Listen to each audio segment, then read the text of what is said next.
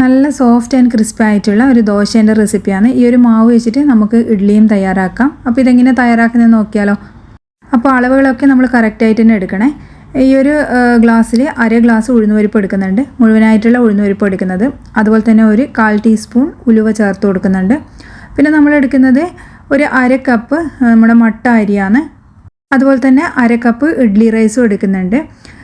ഉലുവ ഉഴുന്ന് ഇത് രണ്ടും നമ്മൾ ഒരുമിച്ചാട്ടോ ഇടുന്നത്. അതുപോലെ തന്നെ ഈ അരി ഒരുമിച്ചിട്ട് വേറെ സെപ്പറേറ്റ് നമ്മൾ ഇങ്ങനെ കുതിർത്ത് വെക്കുന്നുണ്ട്. പിന്നെ ഒരു 1/4 കപ്പ് ചോറും ചേർക്കുന്നുണ്ട്. ചോറ് ചേർക്കണമെന്ന് നിർബന്ധമില്ല, ചോറ് അരിയിലേക്കാണ് നമ്മൾ ഇട്ട് കൊടുക്കുന്നത്. ഇനി അത് നല്ലപോലെ കഴുകിയെടുത്താണ് അതിലേക്ക് വെള്ളം ഒഴിച്ച് വെക്കുന്നുണ്ട്. അതുപോലെ തന്നെ ഉഴുന്നും നല്ലപോലെ കഴുകിയെടുത്തതിന് ശേഷം വെള്ളം ഒഴിച്ച് വെക്കാം. ഇത് രണ്ടും ഇങ്ങനെ സെപ്പറേറ്റ് നമ്മൾ കുതിർത്ത് വെക്കുന്നുണ്ട്. ഏകദേശം ഒരു 4-5 മണിക്കൂർ നമ്മളിതൊന്ന് കുതിരാൻ വേണ്ടി മാറ്റി വെക്കുന്നുണ്ട്. ഇനി ഏകദേശം ഒരു 6 മണിക്കൂർ കഴിഞ്ഞിട്ട് ഇതൊന്ന് അരച്ചെടുക്കണം. അപ്പോൾ ഇത് സെപ്പറേറ്റ് ആയിട്ട് തന്നെ നമുക്കിത് അരച്ചെടുക്കാം. അപ്പോൾ നല്ലപോലെ നമ്മളെ ഉഴുന്ന് പരിപ്പൊക്കെ ഒന്ന് കുതിർന്ന് കിട്ടിയിട്ടുണ്ട്. ഇനി മിക്സീൻ്റെ ജാറിലേക്ക് നമുക്ക് മാറ്റാം. അപ്പോൾ മിക്സി ചൂടാകാതിരിക്കാൻ വേണ്ടിയിട്ട് ഞാനിവിടെ ഐസ് ക്യൂബ്സ് ചേർത്താട്ടോ അരച്ചെടുക്കുന്നത്. അപ്പോൾ നല്ല പോലെ തന്നെ ഇത് നമ്മൾ അരച്ചെടുത്തിട്ട് ബൗളിലേക്ക് അങ്ങ് മാറ്റാം. അതുപോലെ തന്നെ ഇനി നമുക്ക് അരി അരച്ചെടുക്കാം. അരി അരക്കുമ്പോൾ ഞാൻ ഉഴുന്ന് കുതിർത്ത് വെച്ച വെള്ളം ചേർത്തിട്ടാണ് അരക്കുന്നത്. ഒരുപാടങ്ങ് വെള്ളം ചേർക്കേണ്ട ആവശ്യമില്ല കേട്ടോ, കുറച്ച് നല്ല കട്ടിയിൽ തന്നെ നമ്മളിത് അരക്കുന്നുണ്ട്.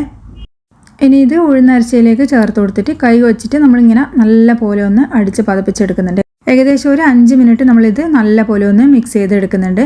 അപ്പോൾ നമുക്ക് മാവൊക്കെ പൊങ്ങിക്കിട്ടുന്നില്ല എന്നുള്ള കംപ്ലൈൻ്റ് ഉള്ളവർക്ക് ഇതുപോലെ മാവൊന്ന് കൂട്ടി വെച്ചാൽ മതി. അപ്പോൾ നല്ല അടിപൊളിയായിട്ട് തന്നെ മാവ് ഇത് പൊങ്ങിക്കിട്ടും. നമുക്കിനി ഇത് ഒരു 8 മണിക്കൂറോളം ഒന്ന് പൊങ്ങാൻ വേണ്ടി മാറ്റി വെക്കാം. ഇനി രാവിലെ നമുക്ക് ഇതിലേക്ക് ആവശ്യത്തിനുള്ള ഉപ്പ് ചേർത്തിട്ട് നല്ലപോലെ ഒന്ന് മിക്സ് ചെയ്തിട്ട് നമുക്ക് നല്ല ദോശയും അതുപോലെ തന്നെ നല്ല സോഫ്റ്റ് ആയിട്ടുള്ള ഇഡ്ഡലിയും ഒക്കെ തയ്യാറാക്കിയെടുക്കാം. ഇതുവരെ നിങ്ങൾ മട്ട അരി വെച്ചിട്ട് തയ്യാറാക്കി നോക്കിയിട്ടില്ലെങ്കിൽ ഇതുപോലെ ഒന്ന് തയ്യാറാക്കി നോക്കുക. 1/2 കപ്പ് അളവിൽ എടുത്താൽ മതി കേട്ടോ. 1/2 കപ്പ് പച്ചരിയോ അല്ലെങ്കിൽ ഇഡ്ഡലി റൈസോ എടുത്താൽ മതി. പിന്നെ ചോറ് ചേർക്കണമെന്ന് യാതൊരു നിർബന്ധമില്ല. മട്ട അരി എന്ന് പറയുന്നതിന് പുഴുങ്ങലരിയാണല്ലോ, അപ്പോൾ ചോറ് ചേർക്കണം നിർബന്ധമില്ല. നമുക്കിനി ഇതാ ദോശയാണ് കേട്ടോ നമ്മൾ തയ്യാറാക്കുന്നത്. അയണ്ട ദോശക്കല്ലിൽ നമുക്ക് എണ്ണ പുരട്ടിയിട്ട് നല്ല ക്രിസ്പി ആയിട്ടുള്ള ദോശ തയ്യാറാക്കാം.